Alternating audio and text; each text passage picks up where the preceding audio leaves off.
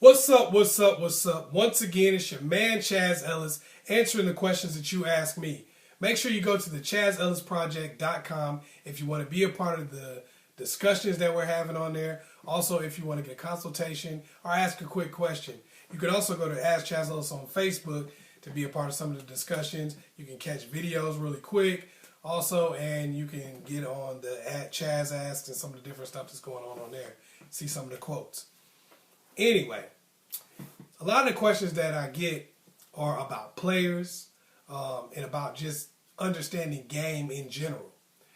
People ask me those kind of questions all the time, and that's why I do a lot of videos about those things. And basically what most people want to know is what a player is going to do next, or what somebody that they are dealing with is going to do next. Somebody they don't understand, if they're in a situation where their friends would benefit, if they're in the friend zone, if they feel like they're a placeholder in a relationship for another relationship, whatever the case may be. Most people generally want to know what that person is going to do next. And the biggest thing I can say to you to understand what someone is going to do next is don't hate the player, understand the game. What most of us do, and this is the reason why a lot of people have difficulty understanding what the next person is going to do, because they villainize the other person rather than understanding that it's all part of a big game that we're all participating in. That's the key, in that we're creating the very people that we may not like. We're creating the very people who are bothering us, are pissing us off, that we don't understand. This is what we have to realize. And now when I say this about don't hate the player, understand the game, some of us are going to be like, I'm not playing any games. I ain't never been a part of no game.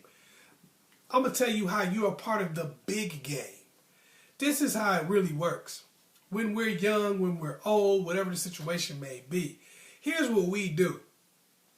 People come up to us. They might want to be in a relationship with us. Okay? They might be very polite, respectful, just sweet as they can possibly be. But unfortunately, they're not exactly what we're looking for. Or maybe we're not in a situation in our lives where we really want to be with somebody. You know, maybe we're still enjoying the beach party. Maybe we're still enjoying hanging out with all of our friends, drinking Jaeger bombs or whatever the hell it is we're doing at the time. We're enjoying our lives. Some people making it rain at the strip club. Whatever. Whatever you're doing with your life, this person might come up to you and they might want to be with you, and they might treat you in the best way they could possibly treat you. But let's keep it real with ourselves. If they're not what we want, nothing that they do matters. If they don't come along at a time when we want to be in that situation, nothing we do matters. Nothing that they do matters. And this is what happens. They then start contributing to the game of being a player. This is what happens. This person, now they might not go full-fledged player, just like we did when somebody did that to us, but they go to a situation where now their guard is up for the next person, because they understand the fact that no matter what I bring to the table, if I'm not the right person for you at a time in your life when you're ready to receive that, it doesn't matter. We get upset at people because we take what we want from relationships, from different situations, and leave what we don't. Then we get upset because someone else does the exact same thing to us. We get upset with people because no matter what they do for us, no matter how well they treat us, we don't want to be with them if they're not what we're looking for. And then we get upset with people because they treat us the same way. We give and give and give and give, but we're not what they're looking for, so they're not checking for us. Now we're mad. Now we're pissed off. They're a narcissist. They're a sociopath. They're an egomaniac because they're not giving us exactly what we want at any particular time. But what you have to realize is the exact same thing you're saying about somebody else, there's somebody out there in the world saying that about you. Be real with yourself. There's somebody out there in the world talking about how you dissed them, talking about how they took you on 5 straight dates and then you just stopped calling them. It's real funny how we get in a situation with somebody and they're not giving us exactly what we want, but we really want to be with them. And we're like, I guess, I wish that person would just be real with me so I can get over it, so I can move on. People say that all the time, males and females. I wish they would just keep it real and then I can move on. But it's real funny how you have no problem moving on from somebody you don't like. We expect somebody to make some big speech and have to hurt our feelings for us to stop talking to them when we like them. But all somebody that we don't like has to do is just show up wearing blue. You wearing blue? Ah, get out of here. Ah, I don't mess with nobody wearing blue. That's because you didn't like them. So we consistently hate the player, but we don't realize that we're a part of the game. What do you think people do when you see somebody that's becoming a full-fledged, all-out player, whether it's a male or a female? This is a response to life. This is a response to what they've been through. Maybe you didn't respond in this particular way. You played a little bit. You played the game. Don't get it twisted. But maybe you just didn't respond in this particular way. But you may not have been through all the things that they've been through. Sometimes we'll sit there and I'll have people talk to me and be like, oh man, this dude's a player. He's just using me, getting over on me. How do you know that this person wasn't the sweetest person in the world 10 years ago before you met them? And then just like we've done to somebody, they got played. They got tricked. They gave their all to somebody only to realize that that didn't matter. Now, that might have been a time in their life where they really needed somebody. Now they're in a time in their life when they don't. And guess who they ran into? Yo ass. Maybe they were dealing with a person that they really, really wanted to be with. Now they run into somebody who they don't want to really, really be with. And guess who that is? Yo ass. And the reason why they're doing what they're doing is because that other person did them the way they did them, and that created a part in them, a piece of them that wanted to say, I don't ever want to go through this again. I don't ever want to be treated in this fashion again. So here's how I control the situation. Now I'm a player. Whether it's a male or a female. A lot of times you see women who use a guy as a placeholder, or they put dudes in the friend zone, or they just lie about things and things of that nature. That's because they've been in a situation where guys have played them, have dogged them out. And this is their defense. And guys are the same way. When you see a guy who's been played by girls, he gave her his heart, his soul, and everything. She dogged him out. Now he's saying, I'm never going to go through that again. Here's the wall I'm going to put up. This is how I'm going to become a player so I can control my situation. And we got to be real with ourselves and understand that we've contributed to that in our own way. Whenever somebody who really cared about us tried to talk to us, tried to be around us, tried to do everything in their power, but let's be real, we really got with somebody who probably wasn't even treating us half as good because they were a little bit better looking, they had a little bit more status, they were a little more educated, they were somebody our friends would look at and go, ooh, look who you got. Be real with yourself. You contributed to the game when you did that. And when you start understanding that you're contributing to the game, it becomes easier for you to understand what someone's going to do next. Be real with yourself. You want people to be honest with you, but you disqualify them for honesty. And then you're mad that they lied. You don't tell the whole truth when you talk to somebody.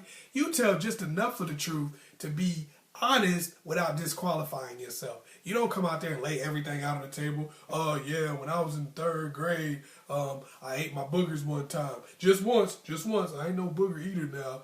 You know what I'm saying? We don't tell everything. We edit information. But then we get mad when somebody else does the same thing to us. What happened for me was I started realizing that human beings protect themselves. And what this person is doing to me or did to me isn't personal. It wasn't even done to me. It was done for them. When I started realizing that, it started becoming easier to predict what somebody was going to do next. It started becoming so much easier that I started understanding the concept that as long as I make it to where screwing me over really isn't beneficial to you, then you're most likely not going to screw me over.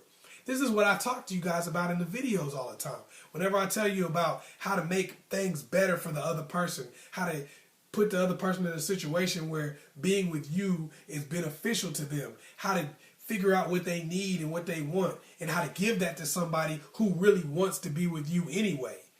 When I talk to you about those kind of things, I'm telling you how to put yourself in a position where it benefits someone else to be good to you. It benefits them to protect their assets. You don't have to go tell somebody to put gas in their car. They're not doing that for the car. They're doing that for their ride home because they don't want to walk. You don't necessarily have to tell somebody to give you something or to be there for you when they value you and you are of value to them. Not just they have value for you because of who you are. They have value for you because of who you are to them. You're giving to them. Your car takes you from place to place. That's why you care about it so much. And you also care because maybe it's a really nice car. You're like, hey, I want to wash this car. I want to wax this car because it's really nice. But it's also because it drives you around. That's why you don't kick a hole in the window or kick the window out or pop a hole in the tire. That's why you don't do that. You got to make sure when you're dealing with people that you don't get so caught up in this, I'm mad because this person is a player. I'm angry because there's players out here in the game. You're a player. I'm going to play this victim role. You have to understand the fact that, hey, I've contributed to this game in my life, but now what I'm going to do for myself is make sure that it's in your best interest to treat me right. It's in your best interest to make this commitment. And I know that the only reason I may be putting up with some of the crap you're doing to me right now is because I'm in a place in my life where this makes sense to me. Or you're the person that I'm checking for right now because I like you more than I like somebody else. If somebody else told me the same lie you're telling me, I would have sniffed it out in a second. If you're being real with yourself and you understand that concept, that anytime you're dealing with somebody, the things you're putting up with are because of the fact that you like the person more, or you're in a situation where you're willing to deal with that, and it's not just because you're just a victim and you're just taking it. It's easier for you to start getting over it. Now, I was talking to somebody today actually, and they were talking about the power struggle and the tug of war that goes on in relationships a lot of times. Is, okay, I want a commitment, you just want sex. And a lot of times you might find yourself in that tug of war with somebody and you're like, well, this person's playing me or this person's doing this. But ask yourself this question: why am I in this tug of war? If I was dealing with somebody who I really wasn't feeling, or if I was in a situation right now where I was having a beach party and I didn't really want to be in a relationship, would I be dealing with this? No, you wouldn't. So keep it real with yourself and say, what would I do if I was dealing with somebody and I wasn't in that situation? That wasn't the person I really, really wanted to be with. Or I wasn't in a situation where I really wanted to have somebody. What would I do? If you commit to doing that, you'd be surprised how quick you win that tug of war. Because you took it to a different level. You said, okay, you're not giving me what I want. That means that you no longer have value like you thought you did. That's how you understand the game. Stop hating the player. Stop saying, okay, you dogging me out, I'm mad. And start realizing how you're playing a part in the game. When you understand the game, you can win it. Easy. You can predict what the other person is going to do. I mean, it's cheating to look at somebody else's cards. You know why that is? Because if you know what card somebody has and you know what they're going to play next, they can't really beat you. Hopefully I was able to help you out. Once again, it's your man, Chazz.